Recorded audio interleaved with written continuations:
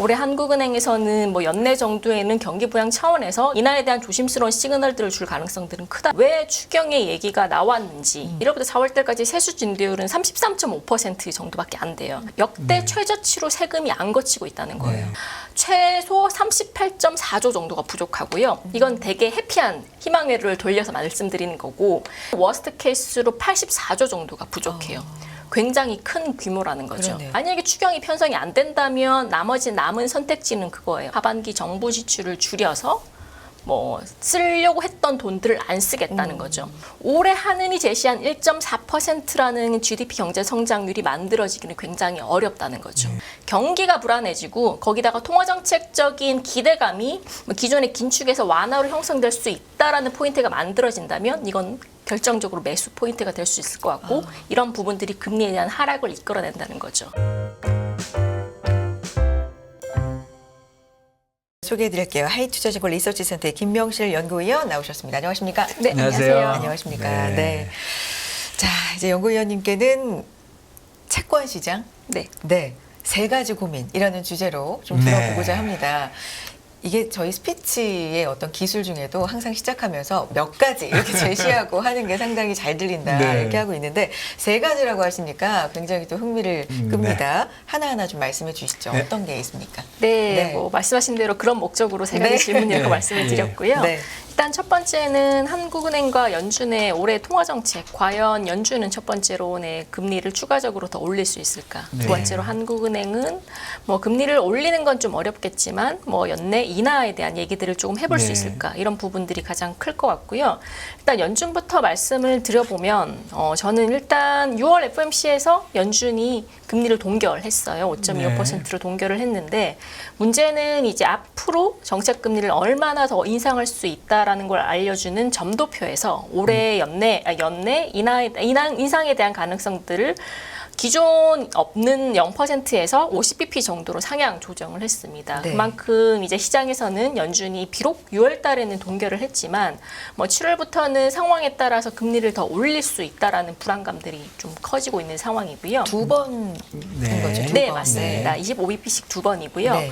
근데 저는 일단은 물론 모르죠. 7월에 연준이 인상을 할지 안 할지에 대해서는 파월 의장도 일단 라이브로 조금 더 지켜봐야 된다라고 언급을 한 만큼 시장에서는 아직 뭐든 확실시는 할 수는 없는 상황인데 네. 일단은 실제로 추가 인상이 단행되기 위해서는 인플레이션과 고용 지표에서 굉장히 강한 서프라이즈가 보여야 될 거예요. 뭐 예를 들면 인플레이션이 지금도 굉장히 더딘 속도로 하락하고 있는데 시장이 생각하는 것보다 조금 더 더딘 속도로 하락세가 진행될 수 있다는 게 첫 번째가 전제되어야 되고 두 번째로는 고용이 지금도 잘 나오고 있지만 생각보다 고용이 연내 계속적으로 추가적으로 고용 지표가 시장에 서프라이즈를 줄 만큼 고용 지표가 굉장히 잘 나와야 된다는 거죠. 일단 첫 번째로 뭐 당연히 근원 인플레이션이 떨어지는 속도는 굉장히 느리게 진행되고 있어요. 다만 이제 그 세부적인 내역을 조금 뜯어보면 네.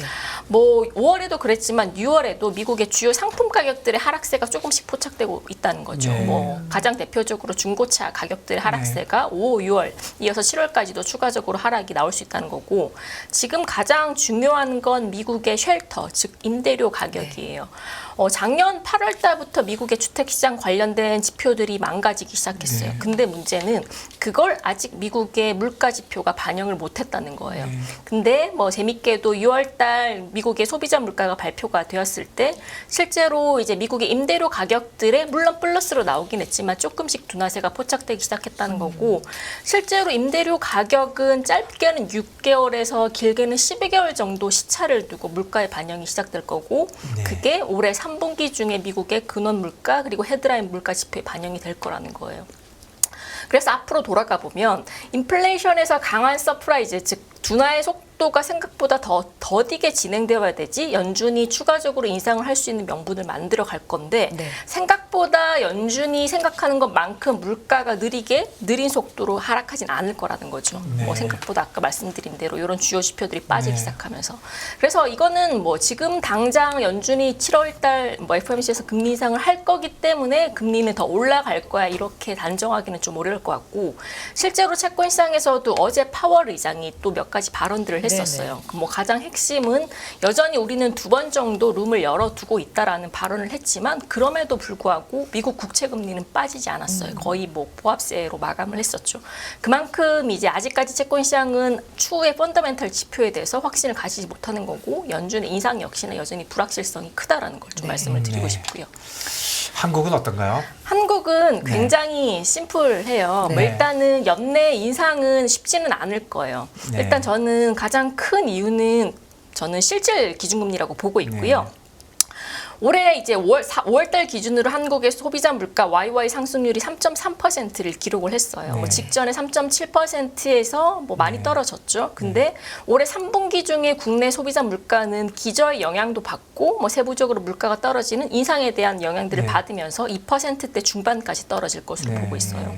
뭐 제가 예상하는 수치는 7월달에 2.5를 찍을 것 같은데 그럴 경우 국내 한국은행의 실질 기준금리는 최대 플러스 1%까지 상승을 할 수 있어요. 그만큼 긴축에 대한 강도가 자연스럽게 한국은행이 가만히 있지만 긴축에 대한 강도는 세지고 있다는 거죠. 그래서 지금 상황에서 한국은행이 뭐 크게 다른 뭐 연준이 여기서 급격하게 인상을 진행하든지 아니면 추가적인 다른 지표에 대해서 조금 잡음이 나오지 않는 이상은 통화 정책을 동결해서 인상으로 바꿀 가능성들은 없다는 거예요. 오히려 한국은행은 내년도에 대한 인하의 시기를 고민하는 그런 모습들이 올해 말 정도에는 포착될 것으로 보여지고 있고요. 올해 이제 미국보다는 국내가 훨씬 더 불편한 매크로 환경들을 겪고 있어요. 뭐 예를 들면 작년 10월 달부터 발생한 뭐 레고랜드발 PF 사태 같은 부분들도 한은의 입장에서 부담스러운 측면이 굉장히 클 거고 아직까지 뭐 저점은 잡았지만 올라오고 있지 않은 국내 부동산 경기 이런 부분들을 고려를 했을 때 물론 이제 수출 경기도 마찬가지고요. 올해 한국은행에서는 뭐 연내 정도에는 경기 부양 차원에서 인하에 대한 뭐 당연히 인하는 하지 않겠지만 인하에 대한 조심스러운 시그널 들을 줄 가능성들은 크다라고 보고 있어요. 연내는 뭐 연내라고 하면 한 6개월 남은 건데 인상은 아무래도 어렵고 인하도 어렵긴 하지만 뭐 내년 가면 하겠다는 시그널은 있을 수 있다. 예, 그렇군요. 첫 번째 고민 연준과 한국은행의 통화정책 전망 크게 살펴봤고요. 채권 시장의 3가지 고민 알아보고 있습니다. 두 번째가 이제 추경 가능성, 국내 추경 가능성 말씀해 주셨는데 이거 어떤 일입니까?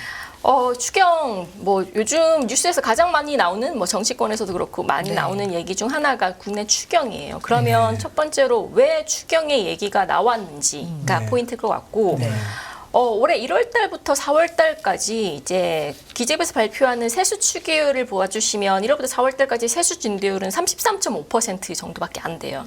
이게 과거 5년치 평균이 42.4%고요. 작년 기준으로 37.8%예요. 역대 최저치로 세금이 안 거치고 있다는 거예요.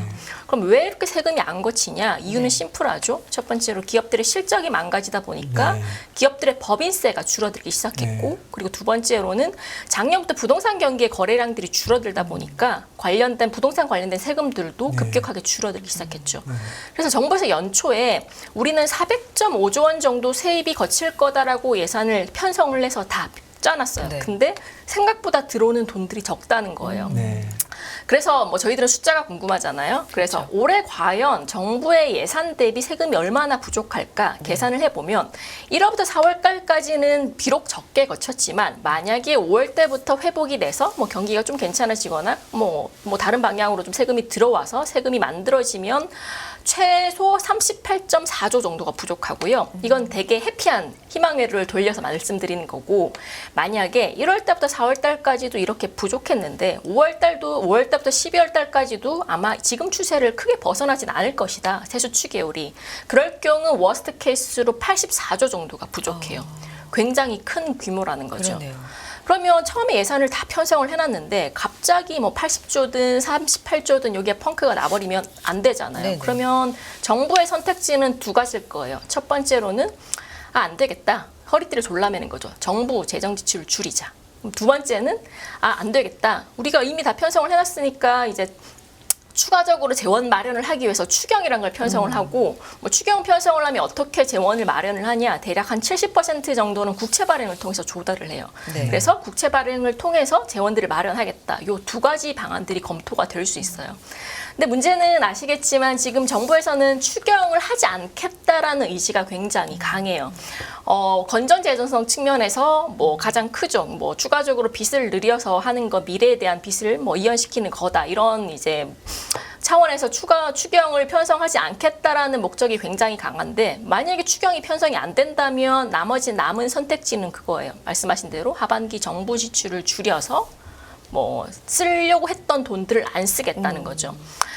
그럴 경우 어떻게 되냐? 네. 채권 시장은 뭐 이런 말씀 드리긴 그렇지만 굉장히 심플하고 해피한 케이스가 나올 수 있어요. 아시다시피 올해 상반기 수출이 굉장히 많이 망가졌어요. 마이너스 때 두 자리를 기록하고 비록 기저에 의해서 하반기 때 수출이 올라온다고 하더라도 그렇게 크지는 않을 거예요. 그냥 로우 싱글 정도로 올라올 건데, 거기다가 두 번째로 수출도 망가졌고 두 번째로는 내수.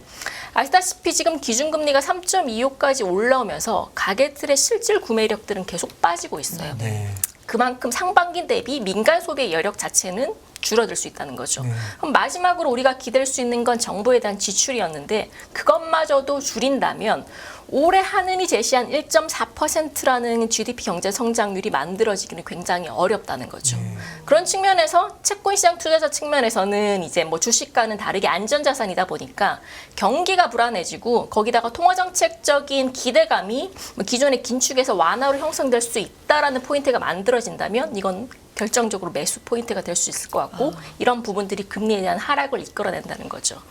네, 뭐 제가 이제 극단적인 두 가지 경우를 말씀드렸는데 뭐 이럴 가능성들은 있어요. 정부에서 뭐 추경은 하진 않겠지만 이제 정부에서 추가적으로 만들어낼 수 있는 예상치 못했던 재원들은 있어요. 그걸 뭐라고 하냐면 정부의 가용 재원이라고 그러는데, 예를 들면 재정부의 일반회계 세계 잉여금 같은 부분들도 있을 것 같고, 한국은행의 잉여금도 있을 것 같아요. 이런 부분들은 한 대략 한 10조 원 정도 만들어지고, 여기다가 이제 하반기부터 예상치 못하게 세금이 많이 거칠 수 있다는 거죠. 뭐 어떤 식이냐면 9월 달부터는 유류세 인하에 대한 해제가 검토가 될 거고, 여기에 개소세 인하 이런 부분들을 정부에서 추가적으로 세금을 안 거두려고 했는데 이제는 좀 걷어야겠다는 명분들의 세수 추계가 조금 더 나올 수는 있어요. 근데 이런 부분들을 다 십시일반 하더라도 최소 38조에서 최대 84조를 만들어내기는 어려울 거기 때문에 아마 정부에서는 선택을 해야 될 거예요. 추경이냐, 정부 지출 축소냐, 이런 거에 따라서 금리의 방향성들이 달라질 수 있다고. 그러니까 추경 쪽으로 가면 채권 시장에는 좀 악재고, 맞습니다. 뭐 경기가 어떻게 되거나 그런 건 모르겠고, 네. 일단 채권 시장만 보면 추경으로 가면 아무래도 악재고, 재정 지출 쪽으로 가면 호재다. 그렇죠. 추경하면 국채를 많이 발행해야 되니까 공급 부담으로 인해서 금리가 올라갈 수 있는 거죠. 일어날 수 있는 시나리오를 또 제시를 해주셨고, 그에 따른 채권 시장의 영향까지 살펴봤고요. 다음입니다. 새로운 악재, 공급 부담입니다. 이제 추경에 대한 공급 부담은 차지하고서라도 지금 현재 미국 채권 시장과 한국의 채권 시장은 동일한 이슈에 직면을 해 있어요. 첫 번째로 미국 같은 경우는 아시다시피 올해 부채 한도 상향 조정이 협의가 되면서 미국 재무부에서는 올해 6월 말부터 아마 T빌이라는 단기 국채를 굉장히 많이 발행을 해야 돼요. 뭐 제가 추정하기로는 올해 하반기 최소 발행 분반 1.1조 달러 이상이 될 거고, 이게 어느 정도냐면 작년 대비해서 동일 기간 대비해서 한 6배에서 7배 정도 늘어나는 거예요. 그러면 아까 말씀드렸다시피 수요와 공급 법칙에서 공급이 늘어나면 가격은 빠지고 금리는 오를 거예요. 이런 부분들이 채권 시장이 부담이 될 거고, 두 번째로 시장이 고민하는 건 그러면 QT를 안 할 수 있냐라는 그런 의구심들이 제기가 될 수 있어요. 왜냐하면 T빌 발행을 하면서 단기 국채 금리를 끌어올리면 일정 부분 유동성 경색이라는 부작용들을 이끌어낼 거예요. 그러면 뭐 연준이든 재무부 입장에서는 QT가 부담스러워질 수 있는 거고, 그럼 일각에서는 소위 그러면 올해 하반기에 QT가 중단되는 게 아니냐라는 생각들을 할 수가 있는데, 저는 이제 말씀드리고 싶은 부분은 그런 가능성들은 굉장히 낮다라는 거 말씀드리고 싶고, 가장 큰 핵심은 이거예요. 비록 T빌의 발행이 늘어나지만 지금 미국 그 자본시장에서는 RRP의 계정에 대한 자금의 규모가 굉장히 증가돼 있어요. 그러면서 영리포요? 맞아요. 영리포의 계정들이 T빌로 일정 부분 옮겨가면서 자금들이 옮겨가기 때문에 이제 없던 자금이 생기는 게 아니잖아요. 그래서 일정 부분 유동성 경색에 대한 현상들을 조금 완화시킬 수 있다라고 보는 거죠. 실제로 이제 MMF 같은 자금들이 미국 단기국채를 팔기 시작하면 가장 큰 문제인데 계정의 이전만 있다면 뭐 저희가 지금 우려하는 유동성 경색 같은 현상들은 나타날 수 있지 않을 거고 실제로 그렇게 될 가능성들이 굉장히 높아요. 왜냐하면 심플하게 생각해서 내가 투자자라면 T빌의 금리가 4%고 영래포의 금리가 3%면 4%에 투자를 하겠어요. 네. 상대적으로 매력도가 영래포가 떨어진다는 거죠. 그런 모습들을 지금 미국 재무부가 만들어 가고 있는 거고 시장에 대한 충격들을 완화시키기 위해서 뭐 그럴 경우 이제 뭐 이게 뭐 미국에 대해서의 수급에 대한 첫 번째 문제고 두 번째는 이제 아시다시피 작년 말부터 국내 채권 시장에서는 크레딧 물량에 대해서 발행 시장에 대해서 물량을 조절을 해왔어요. 왜냐하면 작년 10월달에 레고랜드발 사태가 터지고 플러스로 한전채랑 은행채 발행이 폭발적으로 증가하면서 크레딧 시장이 완전히 박살이 났어요. 그러다 보니까 올해 연초부터 한전채, 은행채 같은 뭐 일부 발행이 많은 그 채권들에 대해서 발행 물량 조절을 정부와 이제 뭐 시장 관계자들이 해왔는데 그게 언제까지나 발행을 막을 수는 없는 거잖아요. 그게 서서히 풀릴 수 있다라는 게 가장 큰 핵심이고 지금 그런 노력을 통해서 근데 안정은 좀 되어 있는 상황인가요? 맞아요. 지금은 안정이 되어 있는데 앞으로 7월부터는 은행채 같은 경우는 LCR 규제 정상화가 진행이 돼요. 그러면 이제 그동안은 눌려왔던 은행채 발행들이 7월부터는 조금씩 늘어날 수 있다는 거고 실제로 이제 올해 이제 4월 달부터 은행채 같은 경우는 만기 도래량의 125%까지 발행을 할 수 있도록 발행 한도를 확대해 왔어요. 그러면 이제 뭐 당연히 발행 한도 확대에 대한 버퍼도 마련돼 있을 뿐더러 LCR 규제 정상화 때문에 연말까지 발행을 점진적으로 늘려갈 가능성들이 크다라는 거고 두 번째로 이제 한전채 같은 경우는 발행량을 막아놓긴 했지만 뭐 일단 너무 이슈가 되다 보니까 지금 뭐 가스공사나 도로공사나 이런 특수채들의 발행은 계속적으로 증가를 하고 있다는 거죠. 이런 부분들에 대한 발행 부담이 올해 하반기에 몰려온다면 이게 일정 부분 크레딧 시장의 금리 급등과 뭐 일정 발행에 대한 부담들 때문에 채권 시장에 조금은 좋지 않은 재료가 될 수 있다라고는 보고 있습니다. 한전채 관련돼서는 뭐 얼마나 더 추가로 발행돼야 되나요? 뭐 이게 뭐 사람들마다 다르고 이게 정확한 발행량들을 이제 추정을 할 수는 없어요. 다만 이제 올해 이제 1월부터 6월 달까지 발행된 한전채 물량은 대략 한 13.5조 원 정도 되고 작년이 1월부터 6월 달까지 한 11.2조 원 정도 돼요. 뭐 그만큼 이제 작년에 워낙 많이 하반기에 발행을 했었기 때문에 올해 상반기에 발행 물량을 조금씩 이제 늘려왔던 거고 근데 이제 만약에 지금 올해 상반기에 전기료와 가스료 인상이 결정이 됐잖아요. 그리고 올해 하반기에도 뭐 전기료가 일정 부분 더 인상이 될 수도 있다라는 부분들은 한전의 적자 해소에 영향을 줄 수 있다라고 보고 있고 뭐 그리고 이제 채권 시장에 대한 발행에 대한 부담감들 뭐 블랙홀로 한전채가 작용을 했었기 때문에 여기에 대한 트라우마는 있어요. 그래서 아마 발행량을 늘린다고 하더라도 적어도 한전 같은 경우는 분산 발행을 통해서 시장에 대한 충격들을 조금 완화시키려고 노력은 할 거예요. 그래서 올해 예상보다는 한전채 발행이 주는 충격은 생각보다는 작을 수 있다라고 보고 있고 오히려 한전채가 아닌 기타 특수채들의 발행이 시장에 대해서 조금 부담을 주지 않을까라고 생각을 하고 있어요. 다른 공기업을 얘기하시는 거죠? 네, 맞습니다. 근데 한전은 한전채를 발행하지 않으면 다른 뭐 옵션이 있습니까? 없습니다. 네. 단호하게.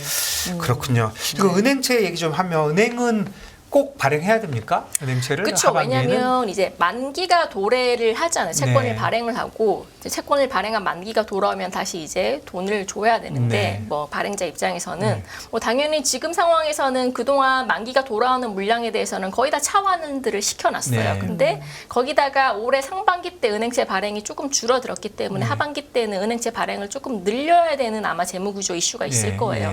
그래서 은행채 발행은 저는 조금은 필수적이지 않냐라고 보고 있고 여기다가 최근 들어서 이제 대출 금리가 조금씩 낮아지다 보니까 그러니까 은행들 위주로 돈이 조금 돌고는 있어요. 그런 부분들 때문에 작년 대비해서는 은행채 발행에 대한 수요들은 점진적으로 늘어날 수 있다는 그러니까 대출이 좀 증가한다.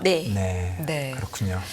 그래서 사실은 뭐 지금 추경이 아니더라도 지금 국공채나 은행채 쪽에서의 부담이 상당히 있다. 맞습니다.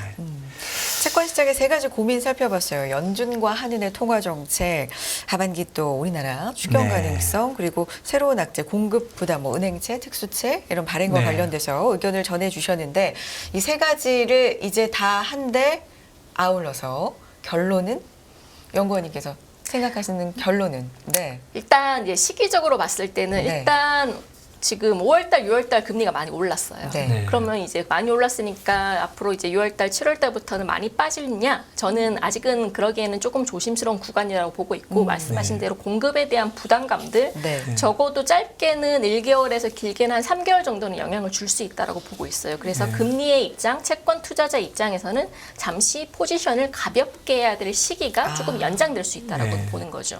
그리고 앞서 말씀드렸다시피 비록 연준이 올해 금리 인상을 멈추긴 하겠지만 네. 적어도 지금 연준의 스탠스상은 시장에 대해서 긴장감을 계속 주는 발언들을 할 거예요. 예를 들어서 우리는 언제든지 금리를 더 높일 수 있다라는 발언들을 많이 할 거기 때문에 간밤처럼. 그렇죠. 네. 그러면 이런 부분들은 금리에 대한 변동성을 키울 수 있고 때로는 금리가 조금 더 올라갈 수 있게 만드는 환경들을 만들 거예요. 그래서 단기적으로 금리는 더 올라갈 수 있다라고 보고 있고 그 이후에 그럼 금리가 계속 올라가냐? 앞서 말씀드린 것처럼 펀더멘털에 대한 부담감들을 무시하기는 어려울 거예요. 그 시기는 아무래도 올해 하반기 말로 갈수록 더 강화될 수 있고 그래서 한 1개월에서 3개월 정도는 금리가 더 뜰 수 있다라고 보고 있는데 그 이후로는 펀더멘털에 대한 부담감 그리고 내년 인하에 대한 기대감들이 작용을 하면서 금리가 다시 고점을 찍고 빠질 수 있다라고 좀 예상을 해보고 있습니다. 뭐 10년짜리 기준으로는 뭐 그냥 단순하게 하면 한 3점 지금 3.6 정도인가요? 3.7 정도입니다. 예, 3.8 정도 가면 뭐 그 정도일까요? 조금 더 여시는 네.